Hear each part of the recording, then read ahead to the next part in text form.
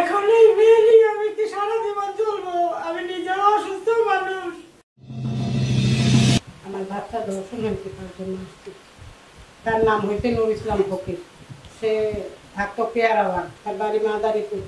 আমার হাজবেন্ড ছিল, আমাদের বিয়ে হয়েছে প্রায় 5 বছর। এই মেয়ে 17 বছর আগে আমি পালক নিয়েছিলাম, প্রতিবন্ধী। তখন জানতাম না যে প্রতিবন্ধী, এখন দেখি দেশে প্রতিবন্ধী। আমি কী করবো, 17 বছর পালছি, আমি তো ফেলতে পারি না। আমি সব কিছু আছে।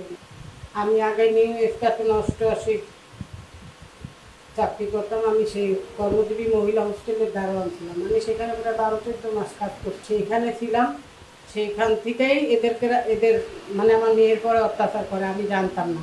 আমার মেয়ের জিজ্ঞাসি যে তোমার সাথে এরকম হয়নি, তোমার বাবা এখানে হাত দেয় নাকি, এখানে হাত দেয় নাকি, কিন্তু মেয়ে বলে নাই। ওরা ভয় দেখাইতে, আমি বলে ওর কিডনি বিক্রি করে খাবো, আবার আমি বলে ওরে মারবো, এরকম নানান ধরনের ভয় দেখাইতে। তোমার মারে এইসব কথা কবে না।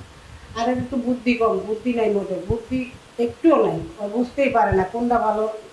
ঢাকা মেডিকেলে ডাক্তার ম্যাডামই কইছে যে ওর ভিতরে সেই কোনো নাই যে কোনটা ভালো কোনটা খারাপ। যার ফলে ভয় দেখাইতে, ভয়ের কারণে আমার করে না। ও এবার মায়েরও অনেক ভয় পায়, একটু ভয় দেখাইলে প্যান করে নিতে। আমার নাম রাবেয়া বেগম। আমার বাড়ি হয়েছে খুলনা মোরলগঞ্জ খালকুলা গ্রাম, গরুকাদি বাজার। 12-14 মাস ছিলাম। সেখানে থাকতো, আমার ধরা পড়ছে। আমি ধরছি এই যে পেয়ারাবাগ রেল লাইনের পাশে এখন আমরা থাকি, সেই বাসায় এই মাসের 3 তারিখে ভোর 5টা বাজে উঠি। আমি রান্না করে তারে খাবার দেয়, সে নিয়ে যায় দুপুরের খাবার। রান্না করতে উঠে দেখি যে এরা দুজন যাক না। তা আমি জিজ্ঞাসা করলাম তুই এত ভোরে উঠিস কেন? কয় আমার ঘুম আসে না। তা তোর যখন ঘুম আসে না, আয় আমার সাথে আয়, আমার একটু পানি খেতে দে, আমি রান্না করবো। কয় আমার ডিস্টার্ব করবো না, আমি সারা রাত ঘুমাই নি।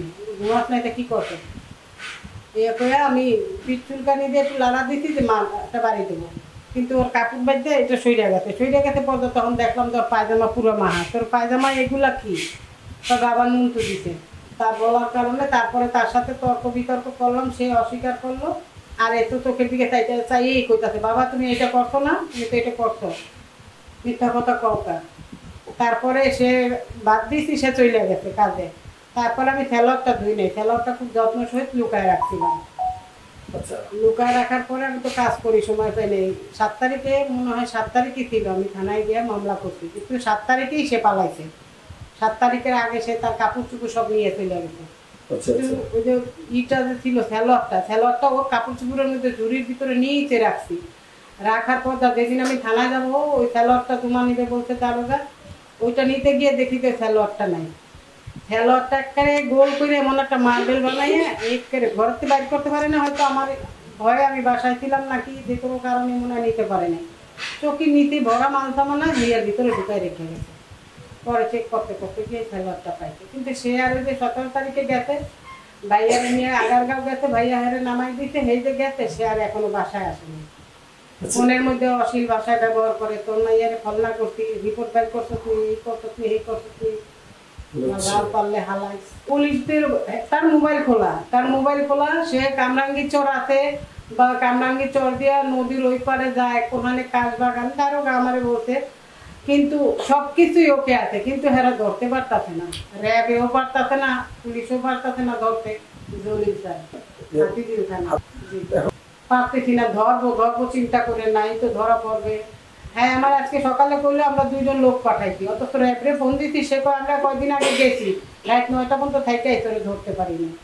সে তো এমন কিছু না যে তারা ধরা যাবে না, সে তো একটা মানুষ। মেয়েটা যে হয়েছিল আসিয়া, কত সুন্দর তারা আসামি ধরিয়া ফেলাইছে। আর আজকে আমার এত আজকে 21 তারিখ না 22 তারিখ, কিন্তু আমার আসামি আছে হাতের কাছে, কাল ধরতে পারতাছি না। কেন? যে আপনারাও সাহায্য করেন, আমি ছবি দিয়ে দিচ্ছি, এই ছবির মাধ্যমে আপনারাও সাহায্য করেন। ওরা কামরাঙ্গীর চরেই আছে, আপনারা সাহায্য করলেও আসামি আমরা ধরতে পারবো। প্রশাসনের উদ্দেশ্যে কি বলবো, প্রশাসনকে তো বলছি, তারা পারতাছে না, তাই আমি জনগণের সাহায্য নিচ্ছি, মিডিয়াতে আসছি ন্যায় বিচারের জন্য। আগে আমার সন্তানের বিচার হোক, স্বামী সুমি আমার কিছুই লাগবে না। সে একটা প্রতিবন্ধী বাচ্চার সাথে এরকম কিভাবে করলো, এই কাজটা তার মোটেও উচিত হয় নাই। তার চরিত্র 6টা বিয়ে করতেছে, আমি আগে জানতাম না যে তার 6 বউ। আমি শুনছি তার 1 বউ জরিনা, কিন্তু এখন শুনি তার 6 বউ। 6 বউর নামও জানি, ফুফাতো বোন সব মিলাইয়া। তা আমার হে দোষ না, আমি নিজে কাজ কইরা খাই। সে মাসে 20,000 টাকা কামাই করে, হ্যাঁ গাজাই লাগে মাসে 8-10,000 টাকা। তারপরে হ্যাঁ বন্ধু আছে, বন্ধু না ভাই রাতে, তারে প্রতি মাসে 6,000 টাকা দেয়। কিসের দেয় তাও জানি না, সে আমার কিসের খরচা দেয়। আমিও তো চাকরি করি, আমিও তো কাজ করি, পয়সা খাই না। আমার একটু বাচ্চা গেটের সামনে বসায় রেখে আমি বিভিন্ন কাজ করে বেড়াই, আমিও তো কষ্ট করি, আমার বাচ্চাটাও কষ্ট করে। তারপর সে এরকম কাজটা কেন করলো? আমি ন্যায্য বিচার চাই। আমার নাম রাবেয়া। আমার মেয়ে মগবাজারে এক প্রতিবন্ধী হাতে ভিক্ষা করে খায়, তার সাথে বিয়ে ঠিক করছিলাম, মানে কথাবার্তা চলতেছে। কিন্তু এমন সময় এই লোকটা যা করলো, এই মেয়েকে আমি আর বিয়ে দিতে পারবো? তারা তো না করে দিচ্ছে। এখন এই মেয়ে নিয়ে আমি কি সারা জীবন চলবো? আমি নিজেও অসুস্থ মানুষ, আমার ডায়াবেটিস, লিভারের সমস্যা, পিত্তথলিতে পাথর।